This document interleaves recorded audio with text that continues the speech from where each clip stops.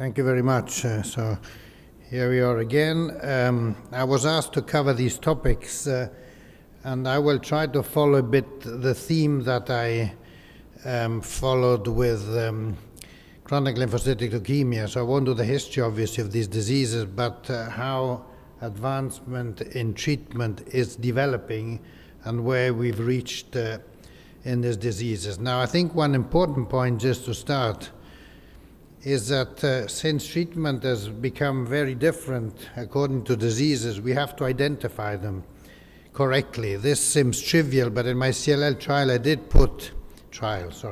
presentation, I did put correct diagnosis and differential.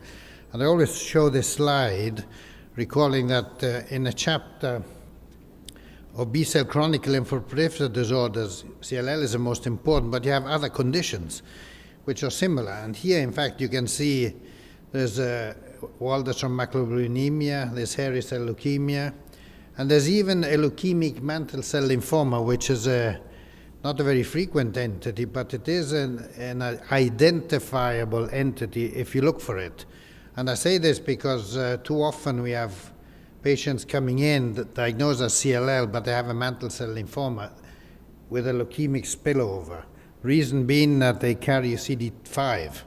And if you don't look at the morphology, which very often people don't look anymore, then you don't pick it up. If you look at morphology, it's different, you do the genetic testing.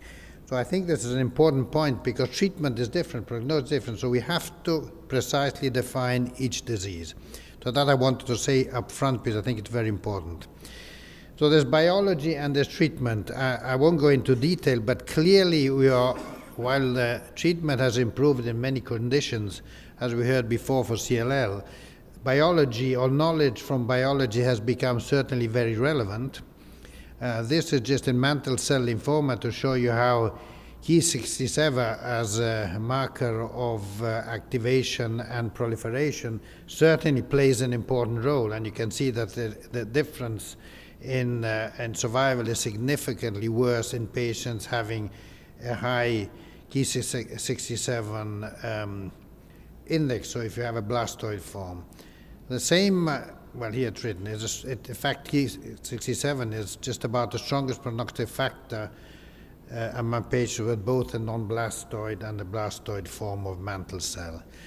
We talked a lot about P53 in chronic lymphocytic leukemia, but P53 has a prognostic value also in different studies that have been carried out in mantle cell lymphoma, as elucidated in this slide. And it is independent from other prognostic markers as Ki67 and even according to the modified EP. Treatment options. We know, I'm not going into detail, it's usually chemoimmunotherapy, maintenance with rituximab clearly has a role, stem cell transplant may, and MRD. We talked about MRD and CLL. MRD is always more incorporated in lymphomas. Mantle cell is one example, but other lymphomas too. And this is a field that will certainly evolve further.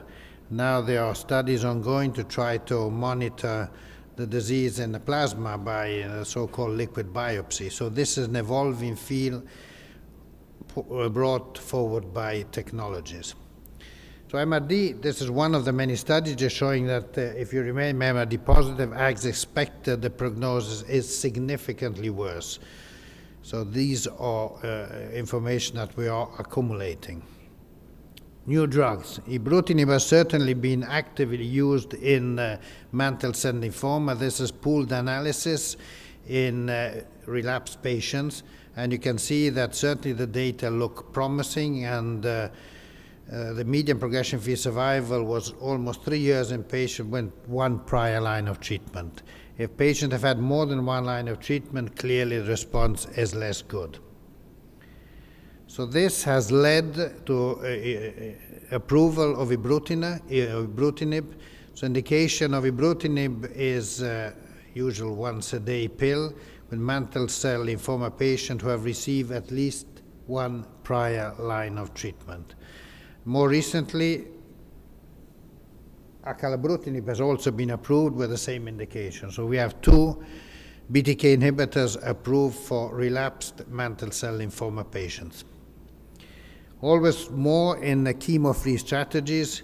You will have seen in New England the data of lenalidomide plus rituximab as initial treatment, so frontline treatment for mantle cell lymphoma, certainly with encouraging data.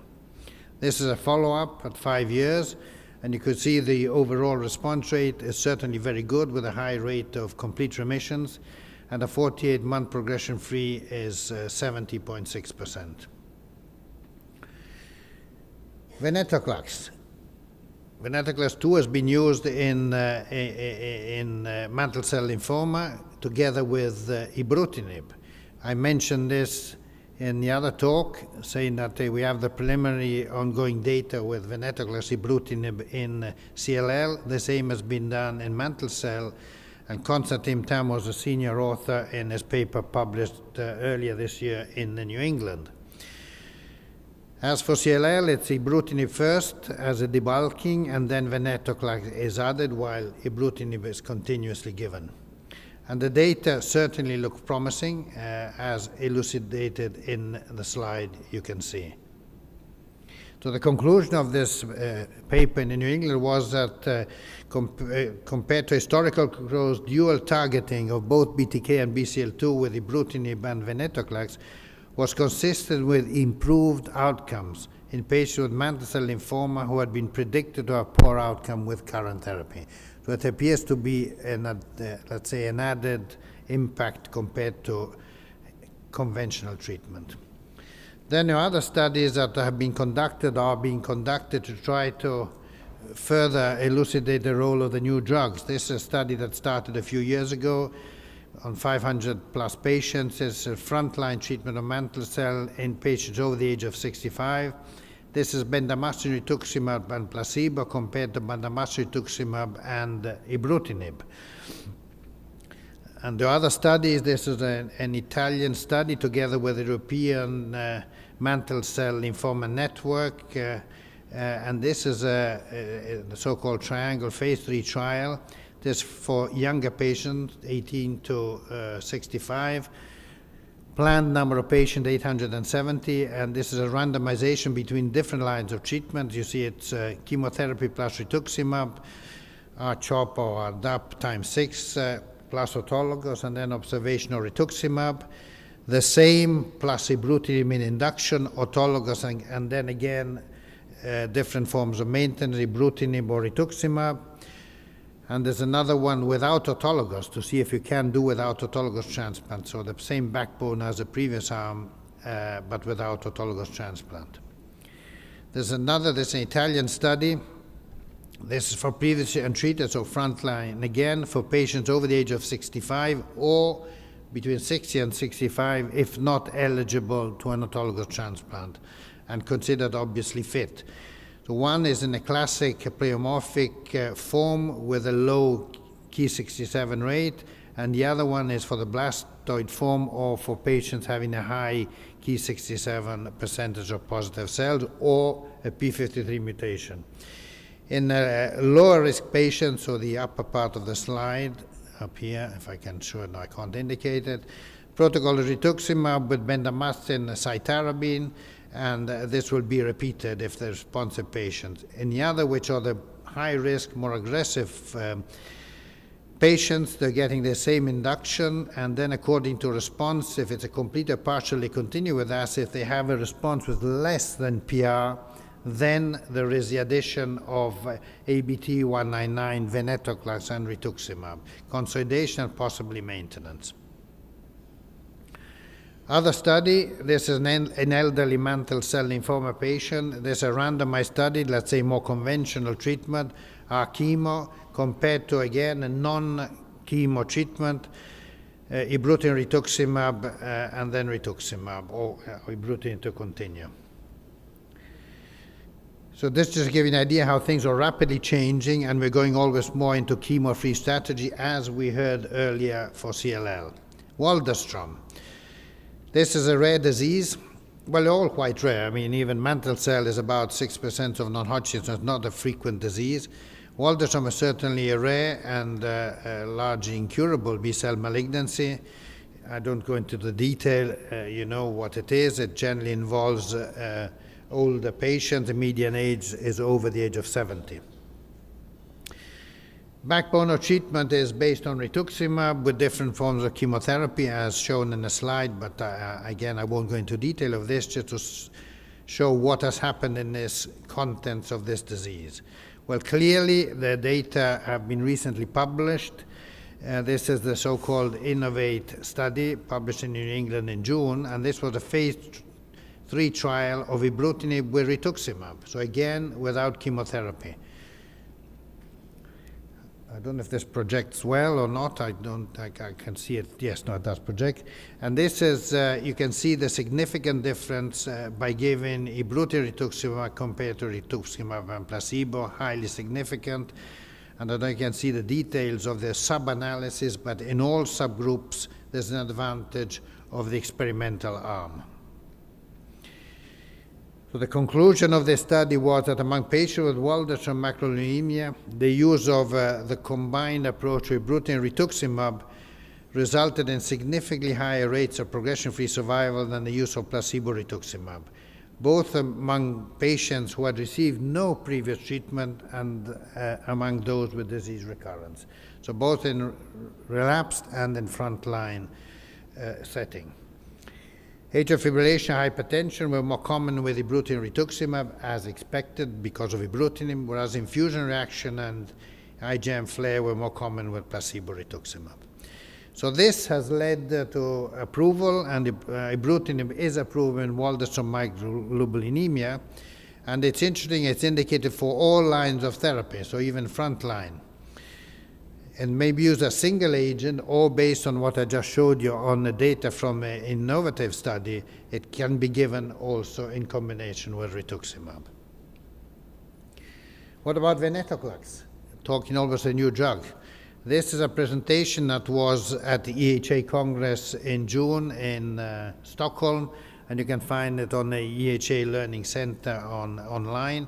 This was a prospective phase 2 study of venetoclax in patients with previously treated Waldenström. Conclusion is that the interim analysis, it's not completed yet, showed venetoclax provides a safe and effective treatment option for patients with symptomatic previously treated Waldenström macroglobulinemia, including also patients who had already received a BTK inhibitor. Few words on hairy cell leukemia, talking about always rare disease. This is certainly a rare B-cell chronic lymphoproliferative disorder with a very specific, however, diagnostic workup and precise. It has a very strong male prevalence. And treatment over time, it's a chronic, often indolent disease. Treatment over time has contemplated in the early days splenectomy, then that has been stopped. Interferon alpha played a key role, and in fact it's a very interesting story because it was the disease that saved interferon alpha, because for the first time response was seen in a hairy cell leukemia patient. That's a bit of history of medicine. And interferon changed the natural history of hairy cell leukemia. The standard of care today is cladribine, and the patients are controlled and have overall a favorable clinical course.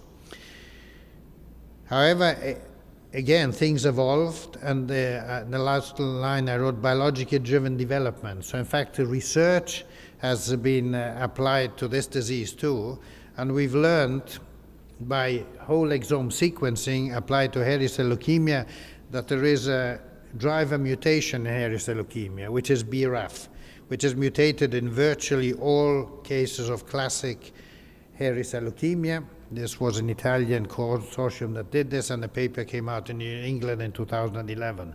The following year, a diagnostic tool based on BRAF was identified and made so you can identify this. Does this open therapeutic possibilities? Well, we have BRAF inhibitors in melanoma, for instance. So this was exactly what was tested, and again, this was published in the New England, targeting mutant BRAF in relapsed or refractory hairy cell leukemia. So this was presented, and the conclusion of the study is that a short oral course of vemurafenib was highly effective, vemurafenib alone, was highly effective in patients with relapsed or refractory hairy cell leukemia. I was part of the study. Many patients had multiple lines of treatment, and with single anti-BRAF had good responses. I put under there further ongoing studies are incorporating rituximab. So we have completed another study. I don't have the final data, but was presented already at ASH, including vemurafimab and rituximab in the same setting of relaxing patients. And the study, which the first one that has treated such patients, suggests that this non-myelotoxic regimen produces more numerous, faster, and deeper CRs compared to vemurafimab alone. So the combination is active more than the drug alone. And I added last line that the follow-up data show that many of these patients have become MRD negative. So again, we're incorporating biology, MRD. So the indication is that we might manage to eradicate hairy cell leukemia. We might question if this is important because it's a chronic disease, but still I think it's relevant. And on this line, I would like to recall all of us CD20. When I spoke of CLL, I told you that CD20 is low in CLL, therefore higher levels of rituximab. But the disease with the highest level of CD20 is hairy cell leukemia, as you can see from the slide on the top. So that is why there's a strong indication of including an anti-CD20 in the treatment of hairy cell leukemia. Rituximab had been used before. So the data combining the anti-BRAF and the rituximab look very encouraging. Obviously, this opens the issue of costs, but if you can demonstrate that you're eradicating a disease, we go back to the issue that this could be obviously cost-effective. So this is, again, my final slide. I put some final thoughts on CLL, and I put them here too, tying together, again, what I said earlier with what I'm saying now. It is very clear that the overall management of B-cell disorders has and is changing dramatically. In terms of prognostication, biology is playing a key role not only in diagnosis but in stratifying prognostically patients, in monitoring MRD in always more sophisticated ways. Now it's not only PCR, but we're doing NGS for MRD. We are using digital PCR, so we're improving MRD monitoring. And obviously the whole chapter targeted chemo-free strategies. So today we discuss CLL, mantle cell, Waldenström, and hairy cell leukemia. But this is only part of the story. The same approach applies to myeloma, something we heard, ALL, which we just heard in a previous presentation, blinatumomab, obinutuzumab. MRD negativity is becoming a key point for this, other non-Hodgkin and even Hodgkin lymphoma. CAR-T was presented earlier, and again, this is very important in many of these conditions, certainly in ALL and in lymphoma, and it's going to certainly change the future scenarios. The question is always the usual one. Is it all doable? Is it financially viable? How widely can these complicated technologies and expensive drugs be used? As I don't know if I mentioned it here, but somewhere else I certainly did, even rituximab is not available everywhere. In some countries, the government says that you should use less rituximab so you can treat more patients, which is amazing, but this is happening. I'm not saying where. So I'm saying that with an old drug like rituximab, which also has a biosimilar, but still it's a key point. However, I think the final line I put in italic down there, I think it's important. I think what will drive decisions will be if we can prove that the cure rates, not the control of disease. Earlier it was said clearly that myeloma remains an incurable disease. For CLL, I showed you plateaus. In many you see myeloma, they do better, but they tend to relapse. If we can show that we can cure diseases with these technologies, with the drugs, with these immunotherapeutic strategies given earlier, then I think this is going to have a significant impact and may be cost effective, because to treat a relapsing patient is extremely expensive. We would like patients not to relapse. So I think the efforts have to go early, and that is where the directions are going. So shukran again. Thank you.